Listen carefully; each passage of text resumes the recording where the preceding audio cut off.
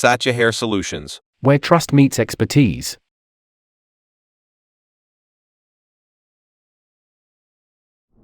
Hello दोस्तों, this is doctor Shail and आज हमारे साथ कपिल है और हम देख रहे हैं ये कैसे दिखते थे। कपिल पहचाना है कौन, ये कैसे था, कितने साल पुराना है, कितने साल पुराना है या कितने महीने पुराना है ये? सर 30 सितंबर 2022 का है। 7 मंथ्स पुराना है ये जी। तो अभी तो आप काफी चेंज हो गए हो पहले से। जी। देखो, आप लोगों ने बहुत सारे केसेस देखे होंगे हेयर ट्रांसप्लांट के, और आई एम श्योर जो हम अभी कपिल के रिजल्ट को डिस्कस करने जा रहे हैं उससे आपने बहुत घनी डेंसिटी वाले ऐसे रिजल्ट्स देखे होंगे जिनमें से कंघे भी नहीं निकलते होंगे। बट क्या खास है इस रिजल्ट में, क्या इंपॉर्टेंट है, कैसे प्लानिंग इंपॉर्टेंट होती है और कैसे आपके रिसोर्सेज जो कि दवा है, जो कि डोनर है और जो कि पीआरपी है, ये 3 रिसोर्सेज का कैसे समझदारी से आपके लिए इस्तेमाल किया जाना चाहिए और कैसे इसका इस्तेमाल दूसरे तरीके से भी हो सकता है क्लिनिक्स के अपने फायदे के लिए। तो ये आप लोगों को देखना होगा। चॉइस आपकी है, लाइफ आपकी है, बाल आपके हैं, एक्सपेक्टेशंस आपकी हैं और खतरे भी आपके हैं। तो चलिए डिस्कस करते हैं इसी चीजों को डिटेल में। मैं हूं आपका दोस्त डॉक्टर शैल गुप्ता, और अगर आपने हमारे चैनल को अभी तक सब्सक्राइब नहीं किया है तो सब्सक्राइब कीजिए ताकि आप ज्यादा से ज्यादा एक्सेस पा सके उस इंफॉर्मेशन के लिए जो एक्सक्लूसिव है और जो सिर्फ यहीं पर है। तो कपिल आज से 7 महीना पहले कुछ ऐसा दिखते थे और हम देख रहे हैं इनका केस। तो फ्रंट से इनका जो नजर आता था कुछ ऐसा था, आप देखें आगे से, और ये इधर हम देखते हैं मिडल में बहुत खाली था। ये जो सारा पोर्शन देख रहे हैं काफी खाली पोर्शन था। हालांकि यहाँ पर हम देख रहे हैं तो कुछ मिनिचराइज बाल हैं। कपिल आप देख रहे हैं छोटे छोटे मिनिचराइज बाल, और ये हेयर लाइन पर हम देख रहे हैं तो खास बाल नहीं थे, बहुत थोड़ा थोड़ा मिनिचराइज बाल यहाँ पर हैं। और जाहिर है ये मिनिचराइज बाल भी कुछ हद तक इम्प्रूव किए जा सकते हैं। अगर और जूम कर हम देखें इन फोटोग्राफ्स को तो हम देखेंगे कि जो दिख रहे थे बाल उसके अलावा भी बहुत सारे छोटे छोटे ऐसे बाल अब नजर आने लग गए। देख रहे हैं आप ये छोटे बाल, ये वो बाल हैं जो कि डेफिनेटली फिनेस्ट्राइड को रिस्पॉन्ड करेंगे उसकी डोजेस के हिसाब से। तो हम कई बार बहुत सारे वीडियोस में बता चुके हैं। आप ये जो बाल देख रहे हैं छोटे छोटे मिनिचराइज बाल, ये वो बाल हैं जो आपको बढ़ते हैं, ये भी बढ़ते हैं, बाकी भी बढ़ते हैं। हमने कितने ग्राफ्ट्स किए थे आपके? 3000 sir. 3000 bye combination technique FUT plus FUE। हमने कॉम्बिनेशन सर्जरी किया था। आप देख रहे हैं ये FUT प्लस FUE। तो जैसा आपने इनके प्री पिक्चर्स में भी देखा, इनका डोनर बहुत ज्यादा खास नहीं था। यहाँ पर भी आप देख रहे हैं ये बहुत थोड़े ग्राफ्ट्स FUE से निकाले गए, तकरीबन 2300-2400 के करीब ग्राफ्ट्स FUT से किए गए, रिमेनिंग FUE से किए गए। 500-600 FUE ग्राफ्ट्स में भी काफी बड़ा एरिया यूज में आया जो हम देख रहे हैं यहाँ पर, और ये स्ट्रिप से जाहिर है हमें ज्यादा संख्या में ग्राफ्ट्स मिल गए। तो स्ट्रिप भी लंबा स्ट्रिप था, एज टू एज स्ट्रिप था। अगर हम देखेंगे यहाँ पर तो ये पूरा इस एज तक था और इस एज तक था। अगर हमने, जाहिर है अगर हमने इतनी बड़ी संख्या में FUT से ग्राफ्ट नहीं निकाले होते तो यहाँ से भी FUE किया गया होता तो 1/3 of the grafts, only 1/3 of the grafts would have come from this point. 1/3. That means अगर 2400 हमने निकाले हैं यहाँ से तो 1/3 means 800. So 800 plus 600 that means around 1400 grafts आपके FUE से अगर निकाले होते तो आपका डोनर बिल्कुल एग्जैक्टली ऐसा दिखता, जबकि डेफिसिट 1600 होता, यानी कि डबल से भी ज्यादा हमने ग्राफ्ट्स निकाल लिए विद कॉम्बिनेशन टेक्निक। सो ये इंपॉर्टेंस है कॉम्बिनेशन टेक्निक की। आप जो लोग देखते हैं कि ग्रेड 6 ग्रेड 7 में सिर्फ FUE से पूरा का पूरा भर दिया, वो एक बहुत बड़ा भ्रम है और अभी उस भ्रम पे भी हम काम करते हैं। अभी अभी हमने देखा कि इनके वो जो छोटे मिनिएचराइज बाल दिख रहे थे वो बाल हैं जो दवाई से उग जाते हैं, और वो सारे बाल का क्रेडिट जो है वो ट्रांसप्लांट सर्जन खुद ले लेते हैं। तो अभी हम देखें कि ग्राफ्ट प्लेसमेंट कैसे की गई थी। तो हम देखते हैं हमने इनके फ्रंट पे ग्राफ्ट प्लेस किए। इस पोर्शन में सिर्फ PRP किया गया था, यहाँ पे कोई ग्राफ्ट प्लेस नहीं किया हमने, 0 ग्राफ्ट प्लेस किया है। 3000 ग्राफ्ट्स तकरीबन सारे के सारे ये पोर्शंस में, यहाँ थोड़ा हम पीछे तक गए, यहाँ थोड़ा पीछे तक गए, और ये ग्राफ्ट प्लेसमेंट हम जो देख रहे हैं ये बैंडेज रिमूवल के वक्त की पिक्चर्स हैं। हेयर लाइन हमने डिस्कस किया था कि हमने ऊपर रखा। ऊपर हेयर लाइन रखने का फायदा ऑब्वियसली जाहिर है कि जब डोनर आपका बहुत स्ट्रांग नहीं है तो उस स्थिति में आप अगर हेयर लाइन को ज्यादा नीचे लेकर आएंगे तो बहुत समस्या का विषय बनेगा ये।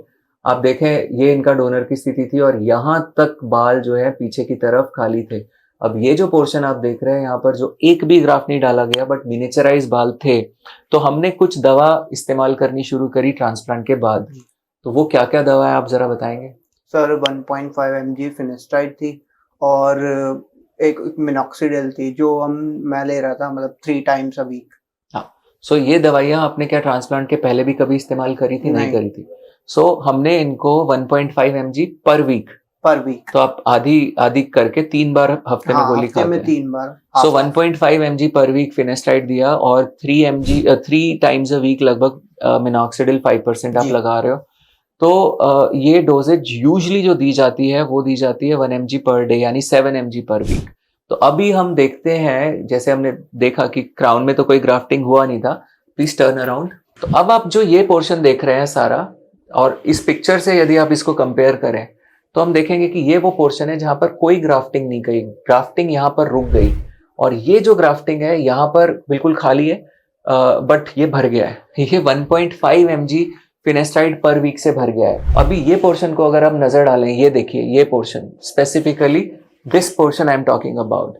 तो यहाँ पर थिनिंग काफी ज्यादा था, जो एक्सटेंसिव था, नीचे तक था, बट अब अगर हम देख रहे हैं तो यहाँ पर भर गया ये पोर्शन। ये भी 1.5 mg फिनेस्ट्राइड पर वीक से हुआ।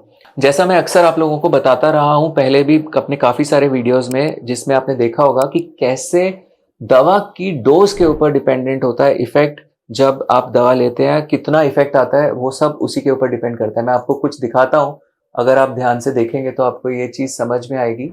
ये केस आप देख रहे हैं, जैसे हमने पहले भी इस केस को डिस्कस किया है, ये प्री पिक्चर है बिफोर फिनेस्ट्राइड। ये 1 mg फिनेस्ट्राइड डेली यानी 7 mg पर वीक फिनेस्ट्राइड, जिससे इतना ये भर गया।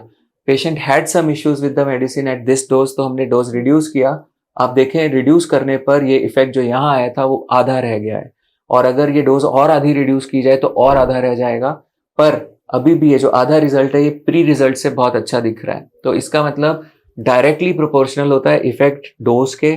अगर दवा को देने के पीछे की नीयत सिर्फ और सिर्फ आपके एग्जिस्टिंग बाल बचाना है तो कम डोज पे भी काम करा जा सकता है, जैसे हम लोगों ने डिसाइड किया। तो आपके साथ जब हमने ट्रांसप्लांट के लिए प्लान किया था जर्नी को, तब आपको ये ऑप्शन भी दिया गया था कि आप चाहें तो सिर्फ दवा ले सकते हैं और बगैर ट्रांसप्लांट के भी आपका काम बन जाएगा अगर आप 1 mg डेली खा लेते हैं, यानी कि 7 mg पर वीक।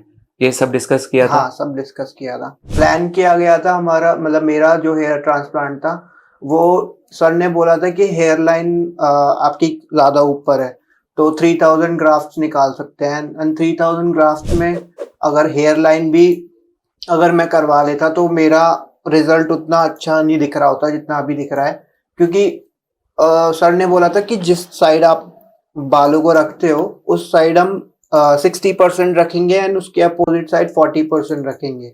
इस तरह से हमने प्लान किया था अपना हेयर ट्रांसप्लांट। देखो बहुत इंपॉर्टेंट है, इनके केस में हमने क्यों हाई हेयर लाइन रखी, क्योंकि डोनर की स्थिति बहुत ज्यादा अच्छी नहीं थी। हम एक बार में इतना ज्यादा ग्राफ्ट इन्वेस्ट नहीं करना चाहते थे। दवा हमने क्यों कम रखी, क्योंकि हम बहुत ज्यादा बॉडी को एक्सपोज नहीं करना चाहते थे हाई डोजेस पे। तो इसीलिए, वरना आप देखें कि 27-28 साल के एज पे इतना grade of baldness, extensive baldness, हम एग्रेसिव नहीं जा सकते।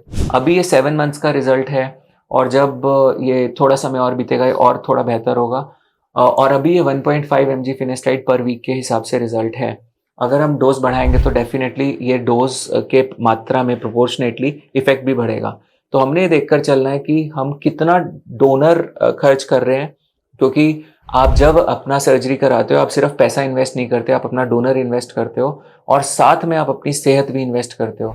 हर बंदे को, हर पेशेंट को जरूरी नहीं है कि फिनेस्ट्राइड खिलाया जाए। इनके केस में आवश्यक था क्योंकि काफी खालीपन था, कम एज है, तो यहाँ पर इन्हें पता था कि इनके ग्राफ्स 3000 ही निकाले गए हैं, वो भी कॉम्बिनेशन से, अदरवाइज ये पॉसिबल नहीं थे नंबर्स। यहाँ इनको पता था कि दवाई से हम इतना फायदा उठा रहे हैं, जो कि ऑब्वियसली प्री डिसाइडेड था। हमने ये बोलकर दवाई नहीं दी कि आपको 6 महीने दवाई खानी है, साल खानी है, उसके बाद देखेंगे, बंद कर देंगे, कम कर देंगे। नहीं, you know very well you have to take this medicine for long period of time now, you cannot stop it, we might need to step up। अभी हम डिस्कस कर रहे थे, तो मुझे लगता है कि अगर हम आपकी डोज को हल्का सा और बढ़ाएं, 2.5 mg के आसपास पर वीक दें, तो हम देखेंगे कि ये बाकी पोर्शंस में भी और इम्प्रूवमेंट आएगा। तो ऐसा हर केस को कस्टमाइज करना बहुत इंपॉर्टेंट होता है। कोई भी लोग जो कमेंट्स करते हैं, वीडियोस देखते हैं, आप में से बहुत सारे लोग हैं, ये आप ही के लिए बनाया जा रहा है। कई बार मेरे पास कमेंट्स आते हैं, अरे ये क्या डेंसिटी आपने डाली है, अरे ये हेयर लाइन क्यों इतनी ऊपर रखी है, वरना फायदा क्या।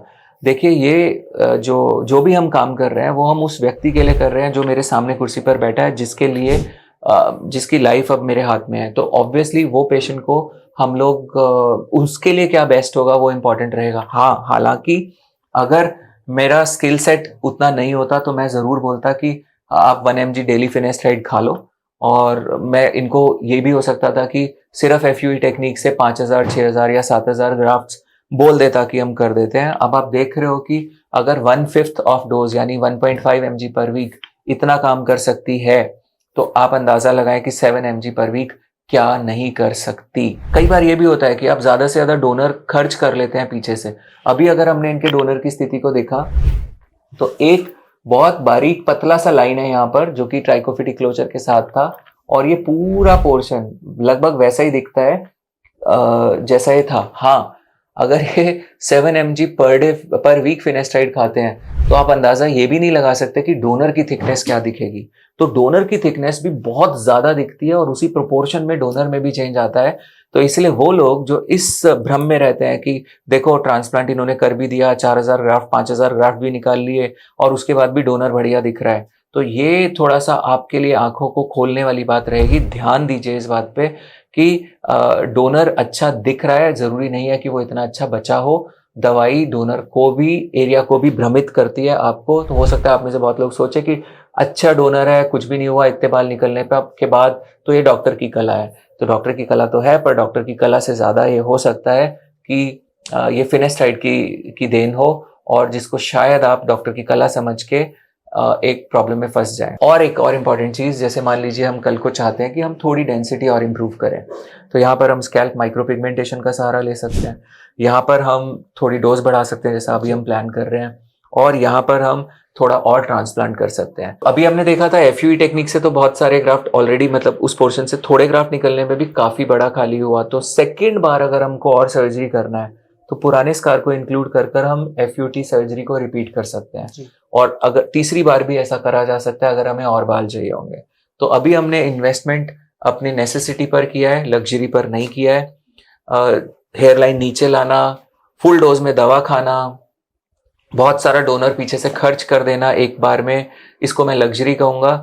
कहीं ऐसा ना हो लग्जरी के चक्कर में आपके पास खाने के लिए रोटी भी ना बचे। तो इसका थोड़ा सा ध्यान रखेंगे तो ये फायदा रहेगा। लॉन्ग टर्म प्लानिंग कर चले। वो लोग जो हेयर ट्रांसप्लांट को ऐसा समझते हैं, डू इट वंस, और may be if even they get it right apparently, it may not be right for ever, और वो बहुत ज्यादा प्रॉब्लम में आगे चल के फंस सकते हैं।